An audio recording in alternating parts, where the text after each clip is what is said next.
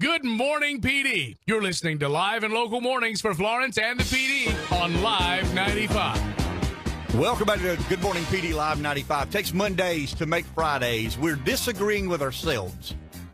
We profess to be advocates and proponents of the free market. We profess to be advocates and supporters of capitalism. And here we are kind of sort of agreeing with the San Francisco City Council in there. Let me say I'm sympathetic. I'm not agreeing, but I'm sympathetic to the rationale as to why they believe there's some legitimacy in going down that road. I think Carl made the most valid point. If you believe that we've manipulated the private sector and the free market to a place that has got to be negotiated on the front end. Mm-hmm. Don't allow for those people to come in and build 5 cafeterias for 10,000 people, and then after the fact say, well, you can't operate those cafeterias any longer.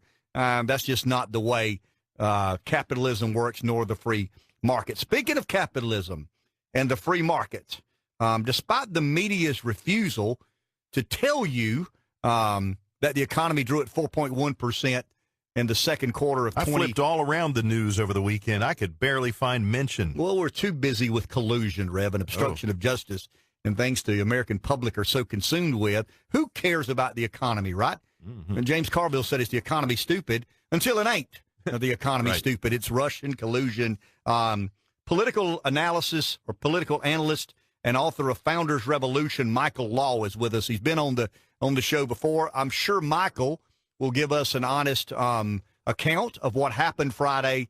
4.1% economic growth in the second quarter of 2018. That's the fastest economic expansion in nearly 4 years. Now, there is some underlying suspicion that I think warrants conversation, and that is the effect of tariffs and people kind of rushing through some of these deals. There's some economists that believe that had an effect on the 4.1% number. Michael, what is your opinion of that number? How sincere, true, and honest as it is, and how was it affected by the potential of tariffs down the road? Yes, those are some good questions. 4.1% is actually pretty good growth. Naturally, we've seen better almost the whole 80s. After the first couple of years of the Reagan administration saw 4.4% growth every single year on average. And so those are good numbers. And it is because of President Trump's cutting of income taxes as well as cutting regulations in various departments. He needs to do much more. And the reason why I say that is a perfect example is under the Coolidge and Harding administrations in the 20s, and they were dealing with a depression as bad as the Great Depression. They cut taxes by 50%. And as a result of that, we have come to know the 20s as the Roaring 20s, and that was because of the amount of employment and production that was going on, and the amount of industry growth, and that was simply because they cut taxes 50%. Now, when it comes to tariffs, those are taxes, and those are taxes that we have to pay. If President Trump would just knock off with these tariffs, that 4.1% growth would be much more.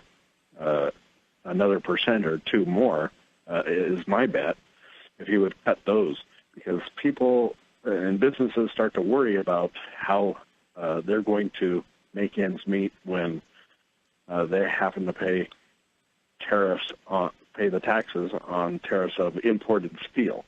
The cost of tariffs is hurting Harley Davidson. It's going to hurt domestic businesses and so forth. As long as those tariffs, those taxes are in place. If you would cut those, it would be even better. Michael, let me ask you a question. And philosophically, I'm opposed to tariffs. I think tariffs add another expense to transacting business in the private sector. But you've got an actor like China. And I think we would both agree China is a geopolitical threat to be dealt with.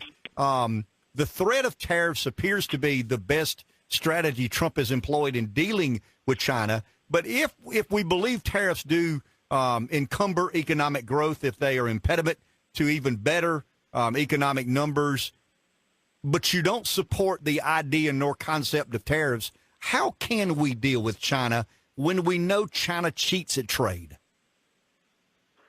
Well, the simple reason why we have to deal with China is because we've had so many taxes and so many regulations on businesses and individual incomes that those businesses, in order to avoid those taxes and regulations, goes overseas.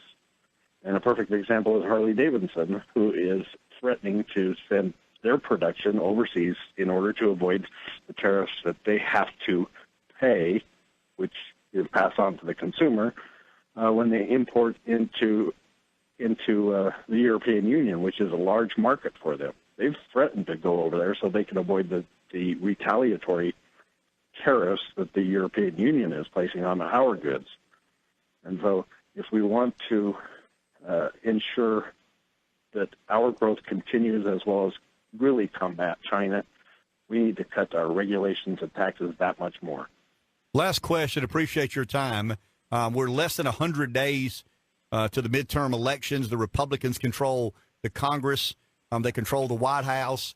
There's a fairly good chance, I looked at some odds last night, that the Democrats could gain control of the House of Representatives, probably not the Senate. In fact, most projections show the Republicans picking up a couple of seats in the Senate. The number 4.1%, how does that affect the soil conditions, the campaigns between Republicans and Democrats?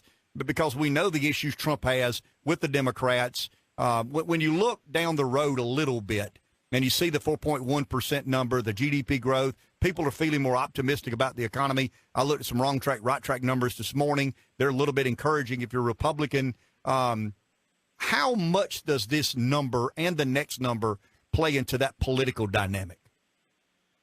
It plays a lot because people tend to vote their pocketbook. And so if things are going well, they will tend to vote for the president's party. So it'll be more difficult, because it always is more difficult in midterms, but it is possible. George W. Bush did it more recently. So if the economy is going well, if things are going well, then they'll vote for the president's party, which means Republicans will either maintain or gain a little bit more in the House and the Senate if he can maintain this growth, especially since the next quarter's numbers will be coming out very shortly before the election. So he needs to keep it up. Michael, I'll give you a chance to promote. Founders Revolution is a book about what?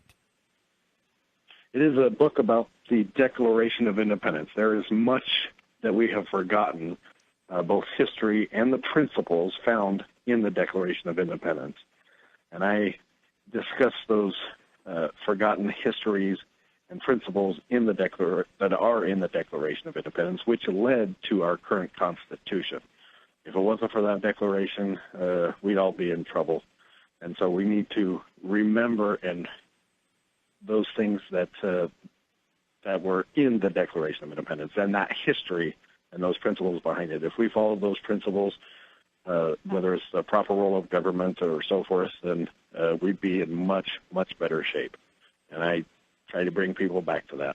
Michael, thank you for your time and your insight. Have a good day. Thank you.